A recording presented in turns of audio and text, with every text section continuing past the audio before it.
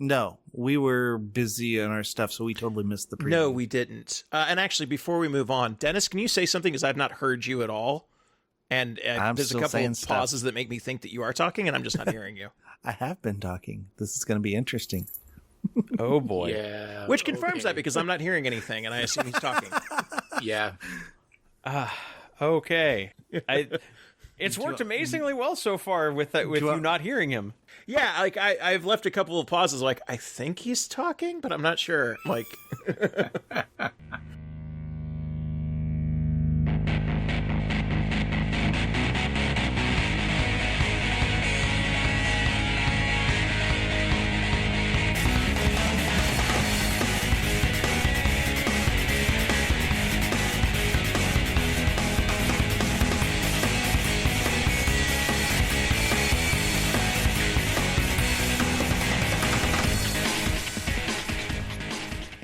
Welcome to Preferred Enemies, the Warhammer 40k podcast that's got that Grotmas feeling. I'm your host, Rob. Kevin. Dennis. And Richard. And yes, it's Grotmas. It's Grotmas season, according to Games Workshop. And so the gifts so far for Grotmas Advent have been bountiful. But I'm getting ahead of myself a little bit. That's going to be our main topic. But before that, we've got a lot to talk about because this is our first time back together. We now have Kevin and Dennis back. Well, not back. You were in the last episode. You were on vacation in the last episode recording from the World Championships. So now we are all four of us here together. Thank you very much for doing the editing. The grand narrative. Come on. It's not the championship. The important thing that happens. And from what I remember of the last episode, you did not make it to the World Championship preview event. No, we kind of had our games and the way things lined up because it was like right in the middle at lunchtime afternoon. So yeah, I didn't have time to make it there. So GW, please make it back in the evening, please. But before we get into that, we've got another news story I want to talk about, and that is the fact that currently 98% of the staff at Vallejo Acrylics, or as they're known in Spain, Acrílicos Vallejo, is on strike. Late December 2023, they were purchased by a majority share, and then was purchased from a private equity firm.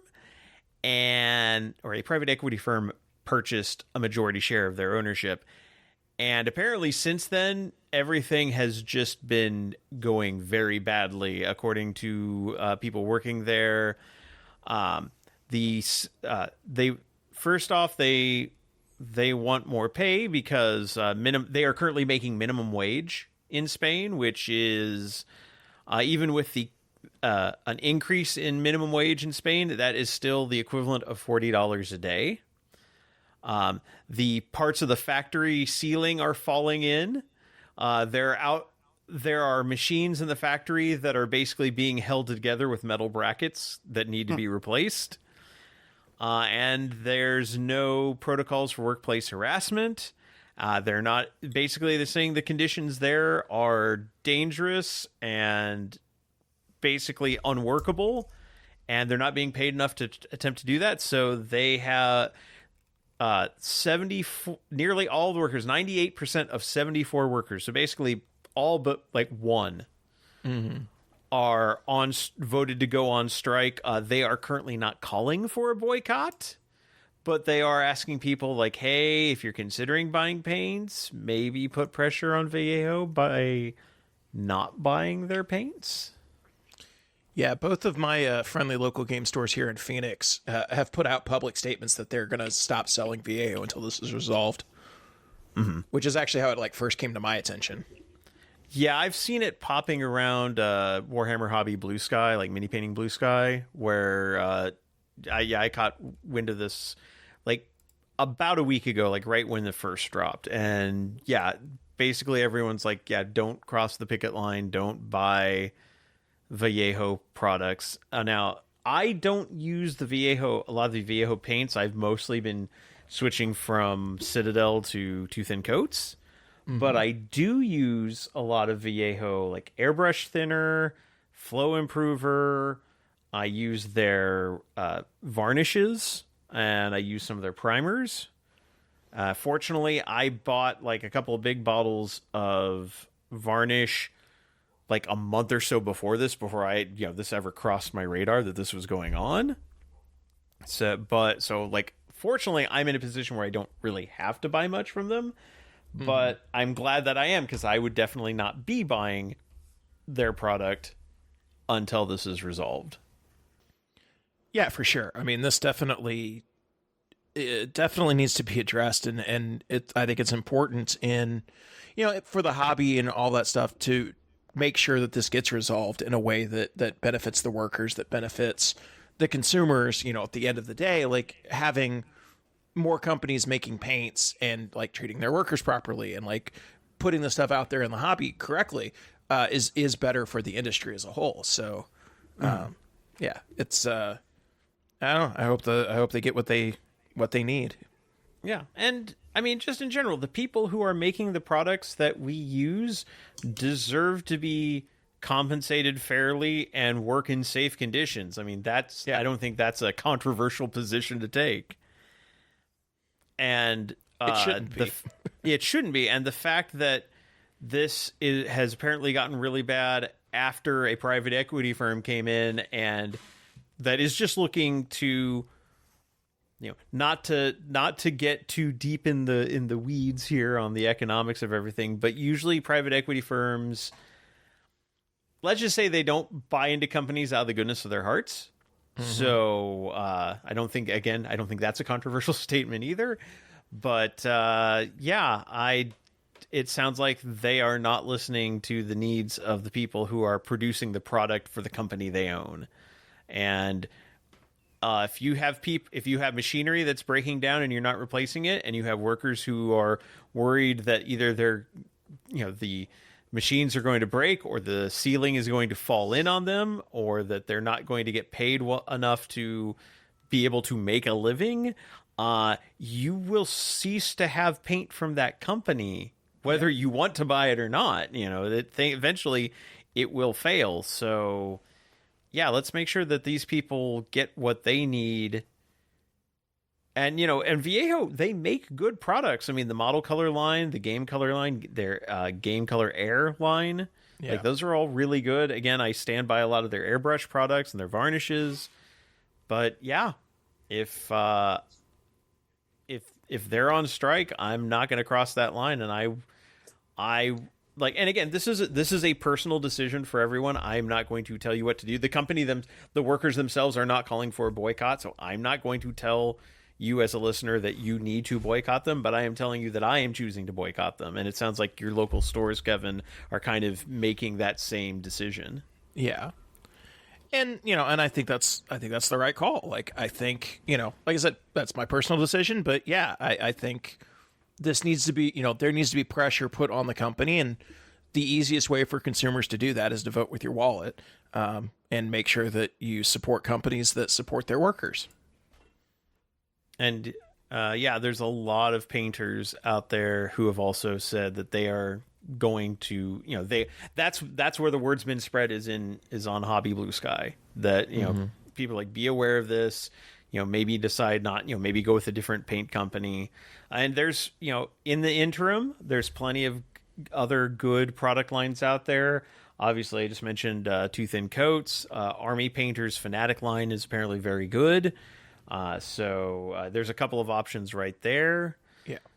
There's plenty of options out there. Yes, you can even fall back on to Games Workshop's paints and their horrible, horrible pots, which is one reason I really like the Too Thin Coats dropper bottles. Hey, I have been buying up like as much of the piece by piece. I've been buying up as much of the Too Thin Coats line that I think our local store doesn't carry the second batch of colors yet. I don't know if those are available in retail yet, but they should be. I've been lucky. So it's the third wave was the one they just kickstarted, and that just it came out because I got it. So I was able to back all three waves on Kickstarter, and I mean the paints are phenomenal. Oh yeah. I highly recommend them. They match up very well to Citadel paints as well as some of the other ones as well. Yeah, they're great. Like they've been very good. The other one that I really like is Monument Hobbies, their Pro Acryl line. But yeah, there are a lot of good paints out there. So, like I said, I'm not going to tell you as listeners what to do. I'm going to tell you what I am doing, and that is I am basically watching what happens and not buying any Viejo products until the situation is resolved. Yeah. And I'm just going to be lazy and continue to use pots, contrast where applicable. I mean, that is the easiest. Yeah. I do like contrast. Don't get me wrong. Although I'm tempted to even like recant those into dropper bottles, possibly, because it also makes adding like thinning them down with like contrast thinner, contrast medium a lot easier. But it's the contrast paint in pots makes more sense to me. Like those work, they're thinner, they don't dry out as fast. Like they're easier to work with out of the pots, in my opinion, than they are in the like a dropper bottle. But yeah, their regular paints should absolutely be in dropper bottles. It's insane that they're not. Yeah, I have lost so many paints to, you get that residue on the inside of the pot, and then it doesn't seal all the way, and then the whole paint just dries out, and then there's no way to reconstitute it. So yeah. Which I don't have that problem with dropper bottles, and like their air paints I transfer to dropper bottles again for easier mixing, thinning, blending, etc. But some of the paints, like some of the base paints, are so thick that it's hard to easily recant them into smaller bottles. But but as of right now, I'm working on moving away from that entirely and going to too thin coats. And while I guess now with the third range, they probably do have a similar color selection. Yeah, they've got a lot of the colors, the new the existing GW colors, but also some of the old ones that GW doesn't make anymore. Like they have basically an equivalent of 10 bits, which is a paint that GW hasn't made for a long time. That's really great. Mm-hmm. But if you're buying these paints, you're going to need models to paint, and that's why too many. Yes, we all. Yeah, that's not a problem. That's not a problem. But there's more. There's more coming, and so I'm using this moment to transition over. This is segue to transition over to talking about what was revealed at the World Championships reveal.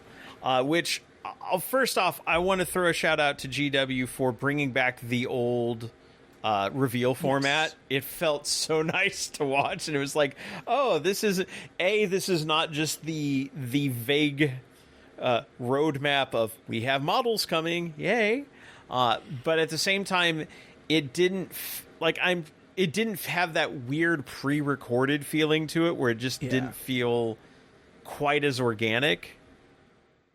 And I'm sure that Nick and Eddie are like, they know kind of what they're going to say about this stuff ahead of time. Like, give me the illusion of organicness. That's all I ask for.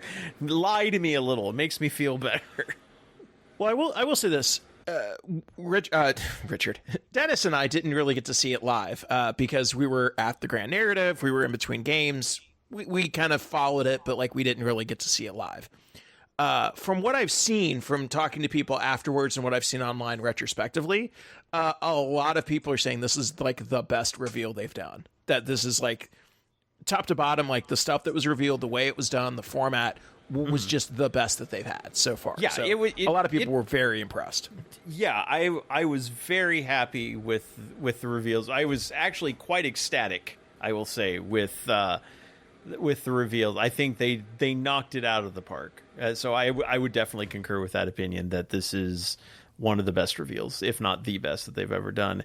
And they kicked it off strongly with the Death Corps of Krieg army set reveal, which, I mean, we knew Kriegers were coming in plastic. They had told us that during, like, a little bit at the end of the roadmap. So this wasn't a total surprise, but oh man, are they just coming out of the gate strong. First off, we've got a Lord Marshal, again, on horse-ish. It's not exactly a horse. A mechanical horse? Nah, well, there are parts of it that are. There are definitely parts of it that are mechanical, but it also has claws, which makes it not quite a horse. Chaos. It would be good for a trader guard conversion, I'll say that. But and I think they said in this fluff that this particular Lord Marshal Varnon Dreer has had this particular horse shot out from under him several times, but rather than get a new horse, he just has them put robot parts in the existing horse. So it's more machine now than horse, possibly. Yeah, just waiting for that to be like the ship of Theseus, like horse. How many parts of this horse can you replace until it's no longer the original? Can you have two of the same horse after you've swapped out all the parts? Yeah. But no, he's a cool looking model, and they give him a couple of alternate weapon choice, like weapon poses, where like he can have his hand on his sword in the scabbard and his gun out, or he can have his gun drawn and have his saber out. So like he just strikes a very strong pose there. And then we're also getting Deathcore riders. Like Death Riders are coming out in plastic. Yes. Also with the weird clawed horses. Like I say horse, I get they're equine. I guess that's as far as I'll go. They're equine. I don't think they're horses. They're genetically engineered horses. Fair enough. GEH. We are getting plastic combat engineers, which was a Forge World specific unit for years and was like one of the things that was like very Krieg specific. So those are coming out. And then the artillery team, you get one of those in the starter set, I believe. Yeah. And that is huge. Yeah, like, did they say what base size it was on? Let's see. I remember hearing like specifically like that what base it was on, but I think it's like on 110 or 120. It's a large base. Yeah. You're gonna see some really cool like dioramas. Oh yeah, based off of that artillery piece. I mean, hell, that artillery piece is a diorama on its own. Like, you look at it, it's like, it's three guys all in motion on a base set, like with their sandbag terrain. It is practically a diorama already. Like, there's the multi rocket launcher, and there's like a guy getting ready to load in another rocket, and there's a spotter. I mean, again, these are dioramas. They just happen to also be play pieces.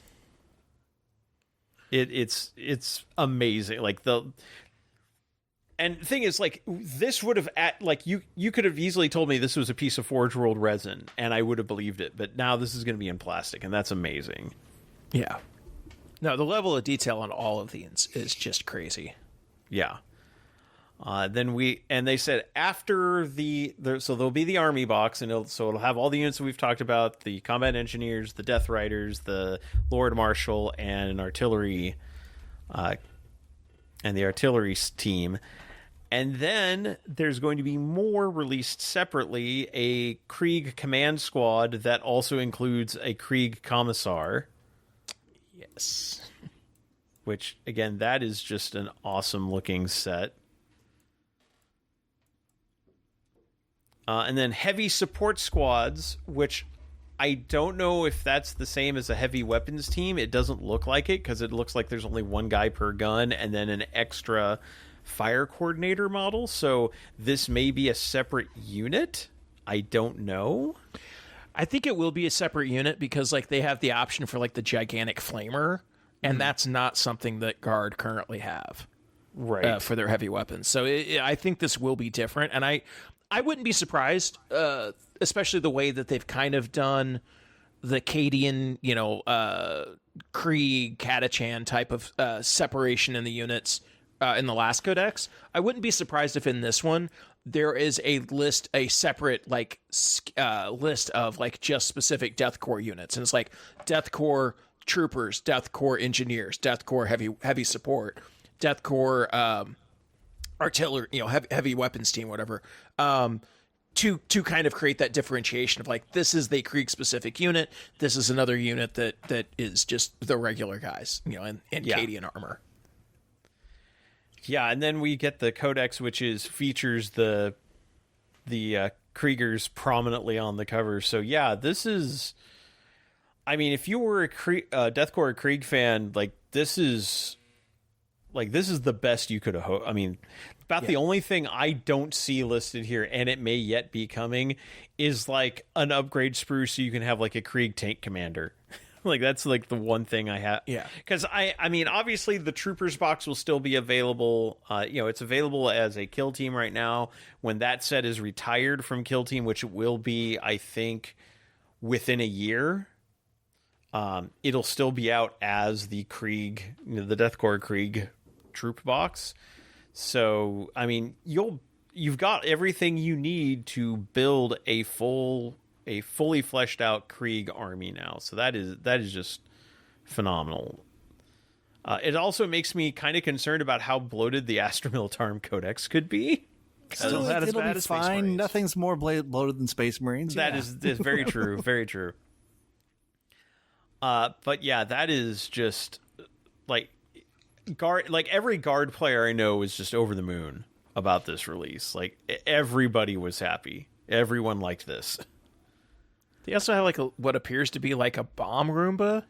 Like yes, for the engineers. Roomba. Like yeah, Boomba. Yeah. No, this is great. Like this is awesome. This makes me want to collect a Krieg army.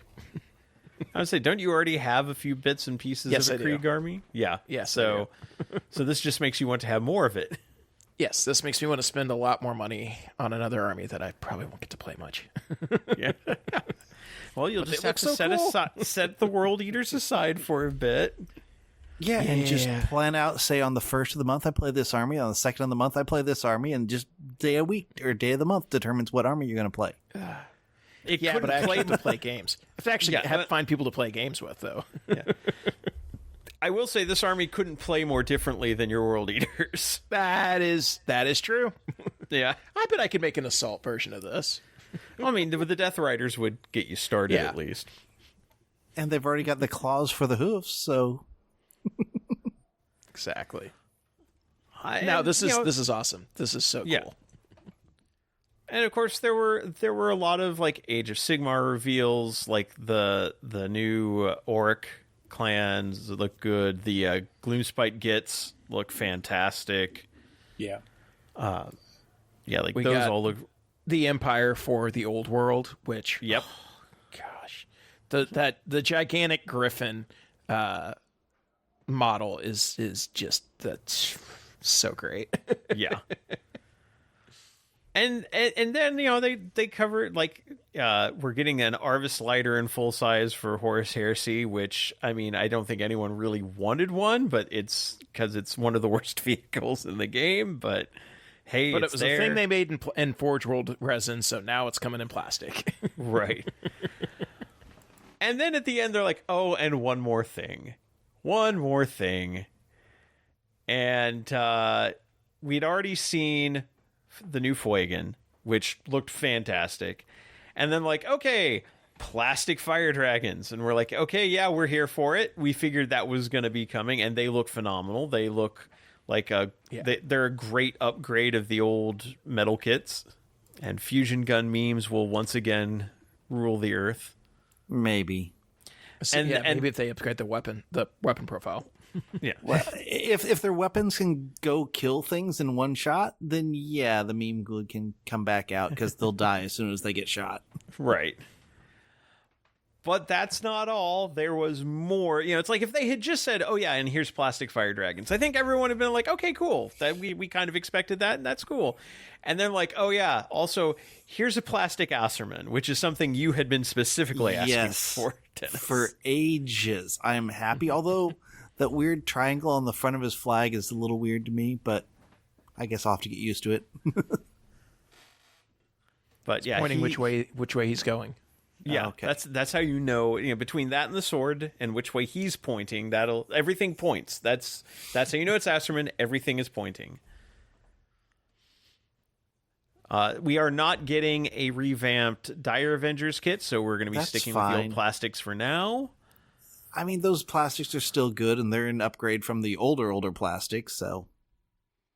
But that's still not all, because then they're like, oh, and by the way, plastic Baharov. Yeah, he looks sweet. I like the way they did the wings on his backpack. Oh yeah, no, he looks phenomenal. And yeah, I kind of fear for anybody who has to transport him, because he's got that one point of contact between his toe and the base, which is pretty standard for flying models these days. I mean, I want to say GW's getting better, because like the jump cannon is pretty solid, but we'll see when I get one and put it together how bad it is. Yeah. But since we don't have plastic swooping hawks, they gave us those too. We are getting plastic swooping hawks. I mean, once you see Bahareth, I just would have assumed that was coming, because it makes more sense to have plastic troops and then a Phoenix Lord later. It doesn't make sense to have a plastic Phoenix Lord that the troops don't match. This is true. And, you know, if they had stopped there, I would have been like, okay, that was really awesome. We're getting 3 Phoenix Lords, 2 new, sets of plastic Aspect Warriors that have been really needing it. But, you know, there was still the what about one... Warp Spiders? They haven't been updated in decades. No, they haven't Spears? been. No, Shining Spears were updated in the last update. Well, they've been updated, but they don't have their Phoenix Lord yet. Yeah, that's true. They don't have their Phoenix Lord. Well, neither did Warp Spiders until now. Oh my god. Did they start with the Warp Spiders or the Phoenix Lord? I think, okay, so on the website, they have the Phoenix Lord listed first. I think in the video, really, they showed the Warp Spiders first. And it was like, okay, plastic Warp Spiders. This is awesome. This is fantastic. It's something that we've really been needing for years and years. Mm-hmm. And they look good. I mean, one thing I like about these plastic kits is they have not changed the aesthetic of these Aspect Warriors at all. They've just updated them, updated the proportions a little bit. They're better sculpts. They're a little bit details. more details, more dynamic. The fact that we've actually got like a double power blades option for the Exarch is really cool. We've got the spinneret rifle that option, but we actually have it modeled. Like there's a model for it now. Fair. And then they're like, oh, yeah, by the way, here's their Phoenix Lord. And we finally have Lycus, the Whispering Web, the Phoenix Lord of the Warp Spiders. Just looks sick. Oh, my gosh. That model is phenomenal. It looks stable, but at the same time, I want to see, because all the little web things it's standing on, I want to know how fragile is that going to be. I'm hoping it's not as fragile as I think it will be. All I can think of when I see it is your in-card. No, I don't want to think about that one. Because that did fall once and shattered. So hopefully not. But that model just looks phenomenal. And I mean, as I think I said on the other one, the fact that I'll have, in a lot of these Aspect Warriors, I'll have some metal ones, I'll have some fine cast ones, and now I'll have plastic ones. And here's the crazy thing. Guess which is the only unit that's probably going to get played? The Warp Spiders? Dragons? Well, the plastic versions. Well, yeah. When I saw Lycus, now I'm assuming, because this is being revealed in December, that this will probably be out I would say sometime in March. Because I imagine Krieg's going to be like right at the beginning of the year. That's been like the guess has been or beginning like January Krieg, and I could see the Eldari line being like March, maybe April, but hopefully like March. And that was one of the reasons when the roadmap reveal came out, we knew that it was going to be Deathcore Krieg and Eldari as like the first 2 armies updated in 2025. For Midwest Conquest, since I am building and painting the Raffle army, we were like, well, we could do either Krieg, in which case there's a lot more stuff we'll have to get because we don't have any of that other than, like maybe we can scrounge together a couple of veterans boxes and maybe some Chimera or Lehman Resses, but otherwise we're starting from scratch. Or there's Eldari, where I have a lot of the Eldari that Games Workshop provided for us when the set came out, and I just hadn't had the opportunity to build and paint it. And so it's like, okay, so we knew stuff was coming. We didn't know what. Because this was a decision made in like October. And so we're like, okay, we'll go with Eldari. We'll go with Eldari as our raffle army, hoping that like whatever new stuff comes out will be revealed and released before the army, before Midwest Conquest. If I'm going to get a chance to paint Lycus for the raffle army at Midwest Conquest, I'm seriously asking the question, can I buy all the raffle tickets? Because I want to take that home. I want to paint it and then keep it here. No, I completely understand that because that model looks so good. Although I think you're right, Rob, I might have to paint it before I put it all together. I think you normally do. I think you'd have to do that in subassembly. There is no way to paint that webbing of warp energy. So if this is my first ever subassembly, if I can actually do this, maybe that means I'm up for the Triumph. Because that has to be another subassembly. Yeah, it has to be. It absolutely has to be. I believe in you, Dennis. I believe you can do this. We'll see. I think Kevin and I calculated I'll be spending way too much on the Eldari models coming out, so the Triumph will probably have to wait till like later in 2025, maybe 2026. Remember the rules: never calculate up your hobby purchases. Yeah, too late. That way, don't want to. That way lies know madness. The answer to that. Yeah. Well, or you can just use a name like how many Carls is it? Oh. But too many Carls. But especially, I mean, Dennis, the warp spiders have a special place in my heart from like one of our first 40K experiences back in the day. It was beautiful because it was a convention we were playing at, and none of us had played 40K or Warhammer before. We were just, here's a tabletop convention. Oh, this is a fun looking game. So yeah, I was playing like orcs, and orcs were back in the day, like the big guys. Gretchen were your frontline guys, and you had some Eldar and the squad of warp spiders, and yeah, it was. I managed to funnel you into a kill zone, and it was all templates, and they just a one squad of warp spiders just eliminated 40 Gretchen. Well, maybe not that many, but it was most of my army. Yeah, it was. So warp spiders have always had a special place in my heart, even though I don't generally play Eldar, and this is the one missing piece. This was the piece that they needed to feel complete, and it's wonderful. It's wonderful. So, yeah, really. Really happy with the Eldari reveal. And also, we got to see the cover of the new codex. And hey, first appearance of the new Emperor's Children. Yay. Getting stepped on by Fuegan Daddy. I mean, it works. Yeah, that seems appropriate for Slaanesh. Yeah. But I'll step. I think I saw the memes. It was immediately step on me, Daddy. And Fuegan's going, what? But I'll say, just think of that. We now have all of the Phoenix Lords pretty much that are out covered. No, there's one missing. Karandris. Oh, that's right. We don't have somewhere. It's possible we could get. They just haven't revealed a plastic Karandris yet, but it's either. I don't want to say. I'll say it anyway. It's either this or they're killing him off in the storyline. I mean, technically, Karandris is the second Phoenix Lord. Right, that's the what I mean. Scorpions. It could be that we lose Karandris and get Drazar back. Spider. No, well, that would be weird. But I was going to say the Warp Spider one is the one, so they have the same number of them. Could be, yeah. And I think we've had the discussion of why isn't there a Phoenix Lord for the Crimson Hunters, and it's just like him surfing on a plane. Well, I mean, the Crimson Hunters and the Shining Spears. Yeah, I want to see the huge trike style bike, the orc war bike equivalent for Eldari. Would it be a Viper? Would he just be riding a Viper? What I thought I saw someone kit bash when the second edition book was out was a character riding a Viper, and that was the guy. That would be cool.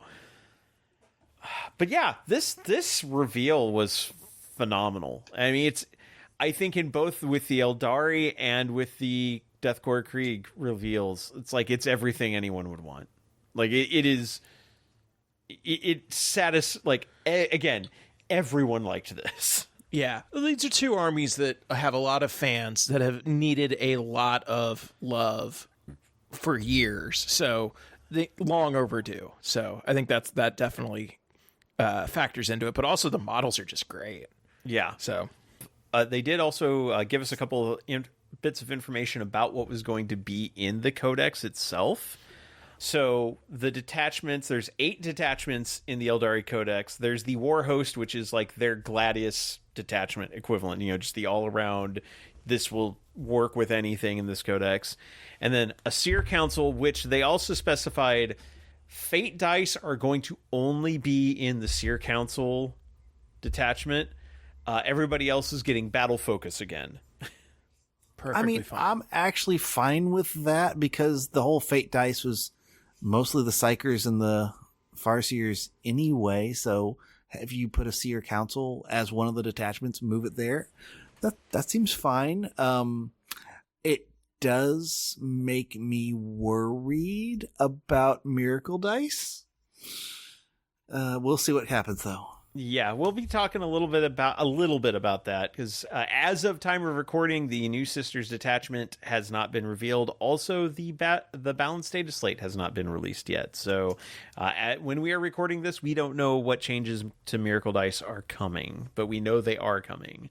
It's also probably one of the reasons why Fate Dice got moved into one detachment because dice fixing is bad in this game for balance. There's just no way around it. Harlequins get a Ghost of the Webway detachment. Inari get their own detachment, which will probably allow them to take... I imagine it's going to allow them to take Drukhari the way that, like, the Gene Stealer cults... They weren't specific units. Yeah. Yeah, it'll say like they can include these, or like up to half their army can be this or whatever. And then an Aspect Host, which will be... the Aspect Warrior focused detachment. So it sounds like it's going to cover all the various play styles, which is what we've been expecting to see from detachments. And we're expecting a Wraith Host one you didn't mention there, but I'm expecting a Wraith Host one too. Yeah, because 1, 2, 3, 4, 5, 6. Yeah, there's only 7 listed, and they said there are 8. So yeah, I would agree with you that we'll get a Wraith, or a Wraith focused one. Yes. Mm-hmm. So, yeah, pretty, and I think they also said for like the Guard one, there was going to be like an all artillery, like an artillery detachment, a vehicle detachment. I think they were getting something like 6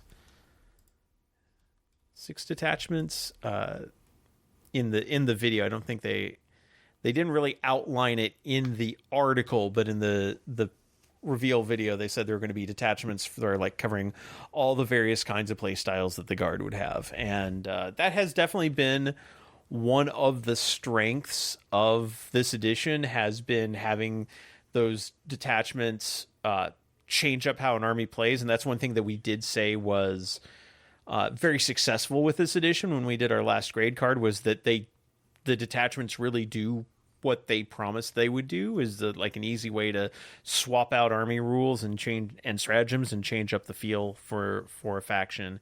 And we get more of that because the other thing they revealed was that December would be Grotmas Advent, and they were going to release 30 new detachments from the 1st through the 24th of December, covering every faction in 40K. And if you'll note, 30 is more than the number of factions in 40K, which means somebody's getting multiple.